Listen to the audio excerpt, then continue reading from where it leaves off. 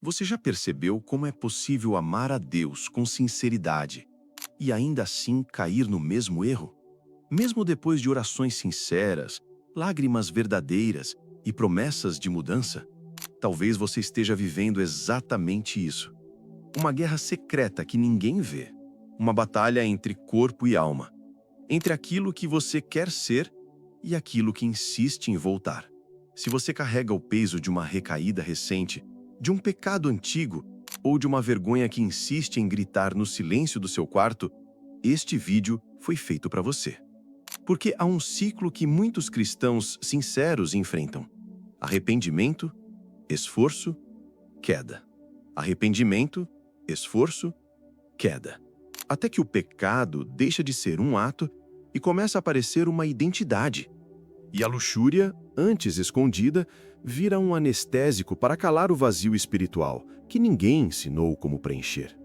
Mas e se o que você chama de prazer proibido for na verdade um pedido de socorro da sua alma?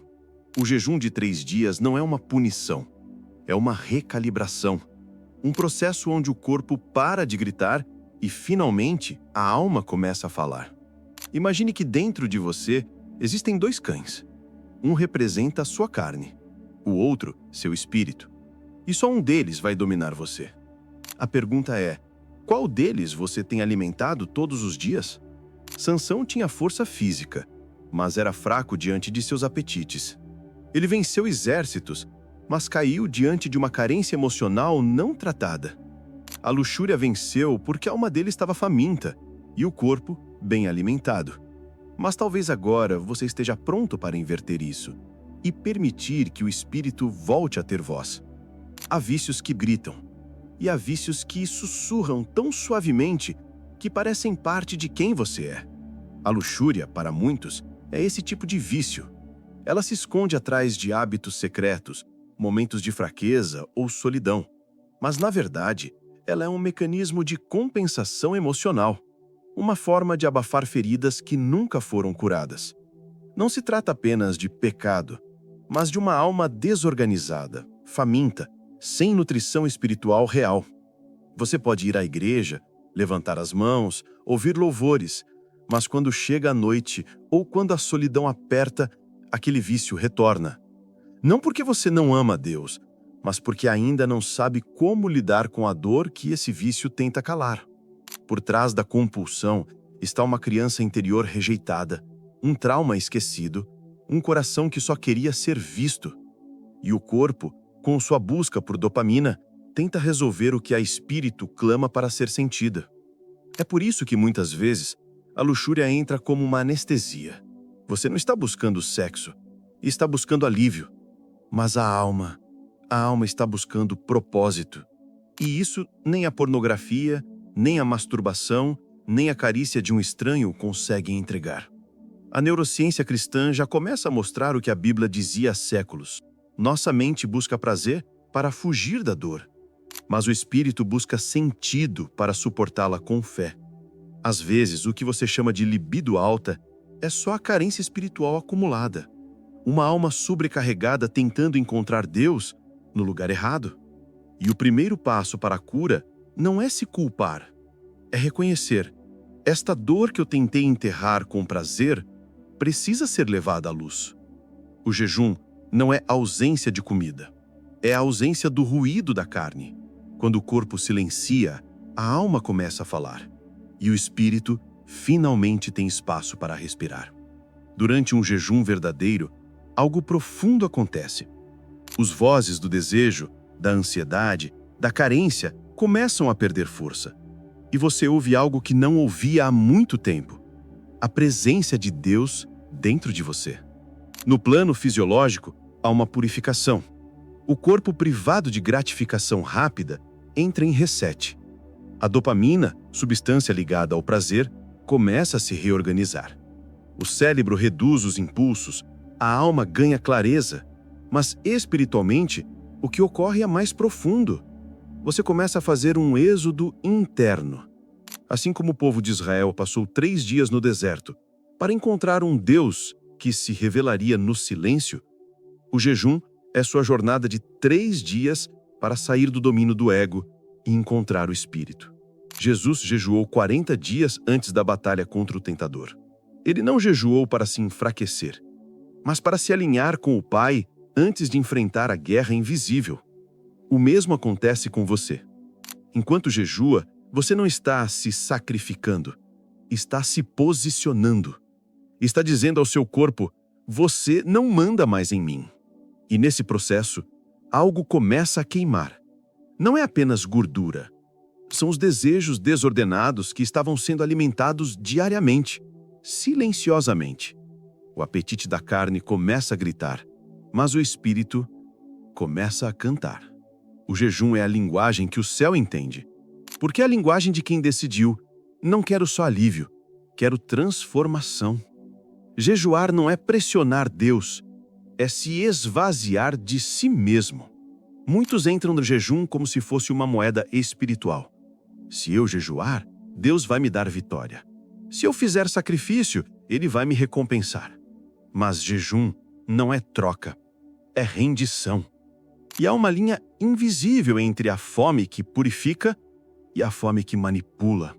Quando você jejua, esperando algo em troca, um livramento, uma bênção, um sim divino, você não está morrendo para a carne, está alimentando o orgulho espiritual. Isaías 58 nos mostra isso com clareza. Um povo que jejuava, mas Deus dizia: esse não é o jejum que eu escolhi. Porque jejuavam para parecerem piedosos, mas seus corações continuavam cheios de julgamento, de ego, de vaidade disfarçada de devoção. Jejum no céu não é contado em horas sem comer. É contado em momentos de sinceridade com Deus. É quando você para de tentar vencer o pecado por esforço e começa a se curvar diante da presença que transforma. O verdadeiro jejum é quando a fome da alma supera a fome do corpo. Não é sobre provar algo para Deus. É sobre permitir que Deus revele o que precisa morrer dentro de você. Muitas vezes, você jejua esperando se sentir mais forte, mas Deus permite que você se sinta quebrado, porque é nesse quebrantamento que o Espírito Santo entra com verdade. É ali que a ilusão de performance espiritual cai. Você para de tentar merecer e começa, enfim, a ser moldado. O segundo dia de jejum é muitas vezes o mais difícil. É o dia do desespero. É quando o corpo percebe que perdeu o trono. E como um tirano que está sendo deposto, ele grita. Tremores, irritação, angústia, às vezes até pensamentos que você achava que já estavam mortos ressurgem. Parece que tudo piora. Mas essa turbulência é sinal de libertação. Porque não é apenas o corpo que está reagindo, é a alma se mostrando. A luxúria, o vício, a masturbação, o hábito escondido eram como tampões. Abafavam emoções que você não queria sentir, memórias que você escondeu, feridas que foram empurradas para debaixo do tapete espiritual. No segundo dia, o Espírito Santo começa a revelar o que estava escondido sob o vício. A pornografia, por exemplo, pode ter sido uma tentativa de escapar da rejeição. A compulsão, uma forma de fugir da solidão.